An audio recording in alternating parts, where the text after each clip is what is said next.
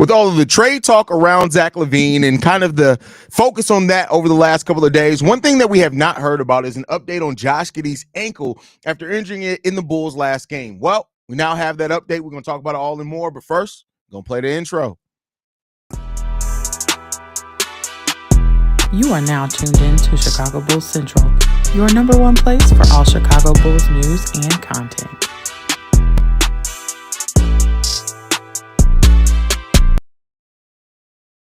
What's going on, Bulls fans? Welcome to another episode of Chicago Bulls Central, your number one spot for everything Chicago Bulls related. I'm the host, Sir Haize, but more importantly, you guys can follow the channel at Bulls Central Pod on every social media platform we happen to be on. With that said, let's go ahead and get into this content for real quick. Shorter episode, but seems like Josh Giddey has avoided a serious injury, but it does not mean that he's going to come back anytime soon. He is doubtful for Thursday's game, but as of right now, it does not look like there's any type of serious injury in there. This one comes from the Chicago Tribune Sports in regards to into Josh Giddey's update right there. Billy Donovan saying he's probably doubtful for now. To be honest with you, the way he went down on that ankle looked a little nasty, but seems like he's been evaluated, and it doesn't seem like he's going to be out for an extended period of time, which is all good there. And that's what you really want to see. You don't want any player to be down with injury. Like I said, I don't care how you feel about a player, how you feel about them. If you wish injury upon somebody, you're a shitty person. And that's just the way that there's no other way around it. If you wish injury on anybody, you are a very shitty person. I don't care how you feel about their play. I don't care if you want them on your team or not. You should not wish injury on anybody, period. That just is what it is. There's no reason to risk injury on anybody. And so Josh Giddey, who's, trying to figure out some things, right? And still figuring out his way. He was playing extremely good in that game, a near triple-double in just what was it? 24 minutes in the last game. So, Josh Giddey's still trying to find his way. And we've talked about how this team doesn't really fit together very well, right? I think everybody's kind of understood that at this point. This is not a team that fits well together on paper. This is not one of those teams you just see the piece and you're like, oh, yeah, this makes sense together. So they've had to try to figure out their way to do that.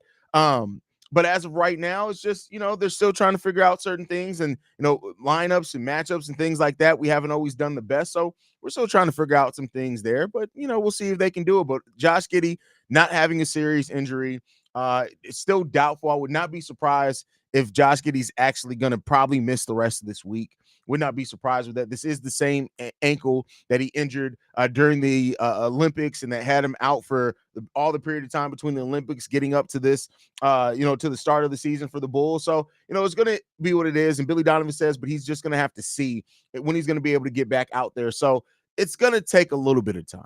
That just is what it is. Do not be surprised if you do not see Josh Giddey out there for the remainder of this week. And it may honestly be for the rest of the calendar year. I mean, we'll see what happens. Ankle injuries can be very, very temperamental, right? You can re-aggravate an ankle injury very, very easily. That's part of the reason that Josh Giddey did not have really kind of basketball activities after injuring that in the Olympics, because those things can be really, really temperamental. And the last thing you want to do is re-aggravate an ankle injury. What's going on, Jay Capone? You ain't never going to hold down the Stallion. I mean, listen, can't say that. Was worried the injury would ruin the evaluation period. I mean, listen, I hear what you're saying on that one, but I think overall, like, you got to see how the pieces fit together, right? I think that's a big thing in this as well. Not just the pieces individually, but how they fit together.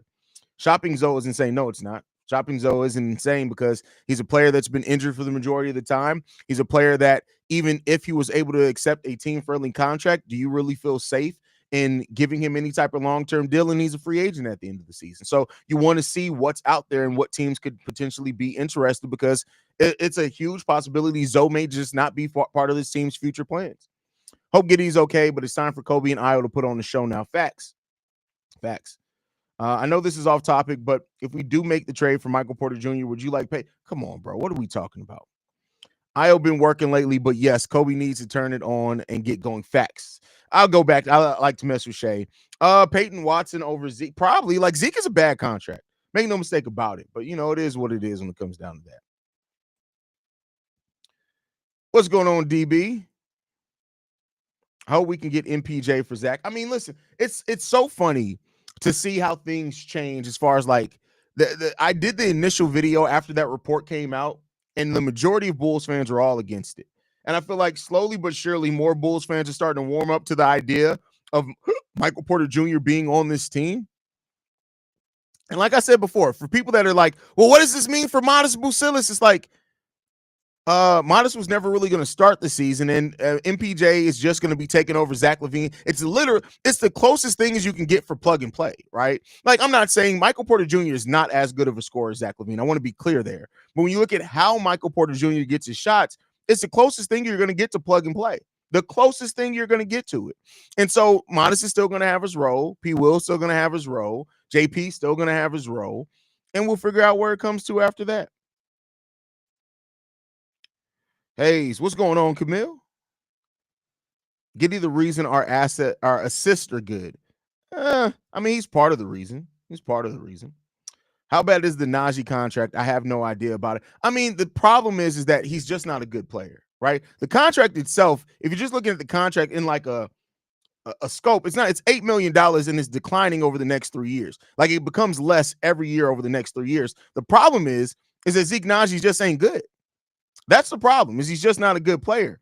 But it's not a bad contract. Like an $8 million contract now, that's less than the mid-level exception. Let me put this into perspective. So it's 8.8 million this year, 8.1 the year after that, 7.4 the year after that, and 7.4 again. But Najee only makes $1.5 million more than Javon Carter, and he's 24 years old. So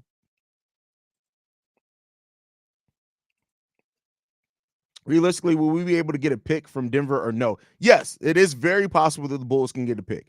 And, because the way that it works is that the OKC Thunder have a pick. They have protections on the Denver Nuggets' next 3 picks, but it's top 5 protected this year. The Denver Nuggets pick isn't going to be on the top 5, so they're going to get their 2025 draft pick. Then they owe a pick to the Orlando Magic that's also top 5 protected, and that one conveys after the OKC Thunder pick, or maybe vice versa on the teams. So you can't trade back-to-back years. So if the OKC Thunder get this pick in 2025, the Orlando Magic will get the 2027 pick. Again, it's top 5 protected. Highly doubt the Nuggets are going to be a bottom 5 team. So then the next realistic one that the Bulls can realistically get is probably 2029. So, but it's possible to get a first-round pick back in that deal. Will you stop and think about it? MPJ is actually in the same position Zach was in when he was in Minnesota. Timberwolves on Denver. No, he's not nearly. What are you talking about? Zach LaVine was a rookie, and he had not nearly been established. Zach LaVine wasn't even a great, even good 3-point shooter.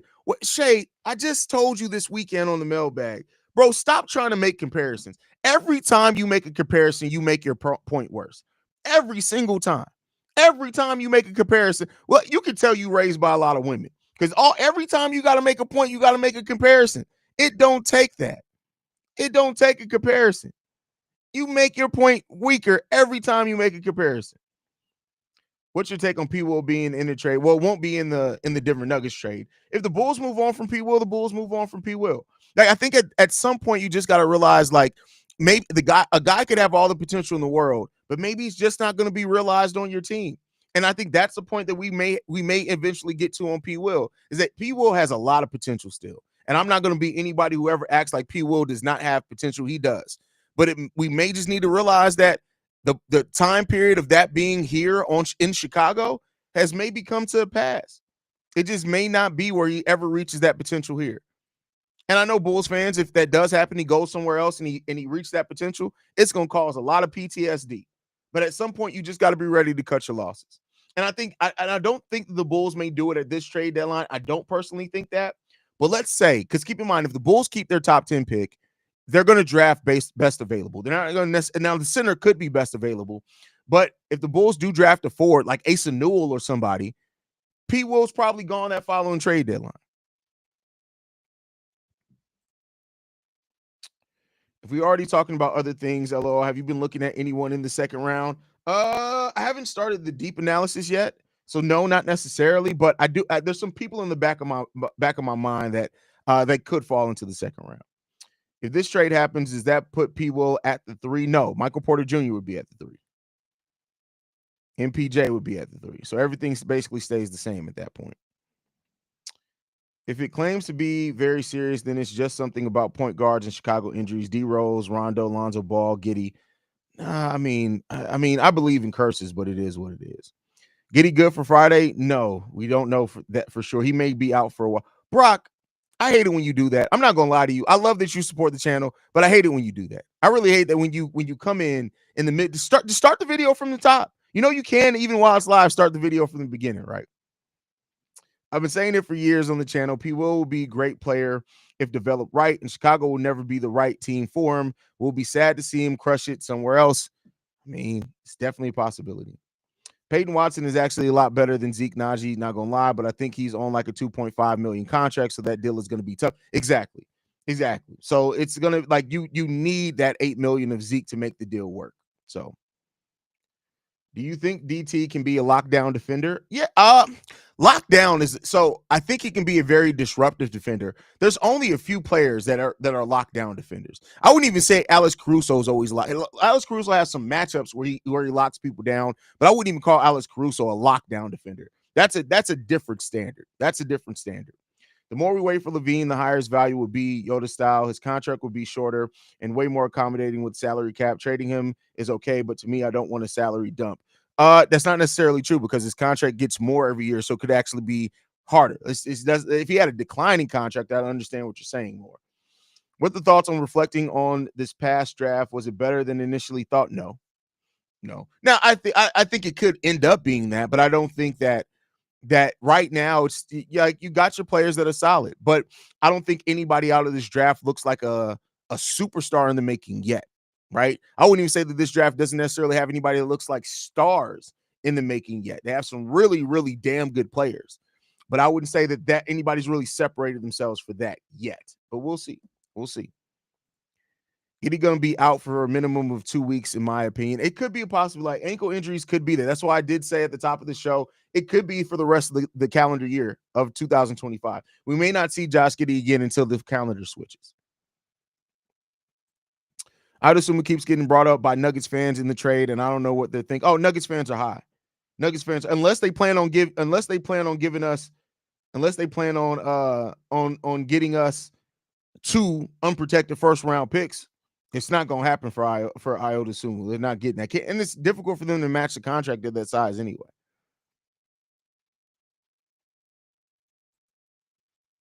What's your thoughts on Zion? I don't know if you already spoke on it. I mean, I spoke on a little bit on NBA Central, brother. But here, I mean, not for the Bulls. I'm not for the trades for Zach or Vooch this year. Well, they're going to. I mean, get over it. It's you and saying you don't take build. You build. You're building by doing that. Building ain't there's a large gap between tanking and maintaining your pick. Like I think the people have such a skewed view that they think, oh, that means we're going to tank. The Bulls are never going to tank, but they could put themselves in a position that's advantageous to keep their top 10 pick. But we're never going to be an outright just tanking team. We're not going to do that.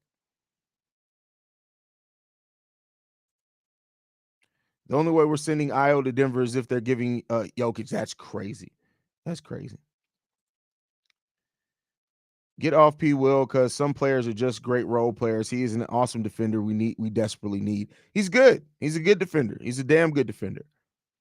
Do you think Phillips stays in the starting lineup? No. I mean, he wasn't in the starting lineup last game. So, no, now with P. Will back, I don't think Phillips stays in the starting lineup.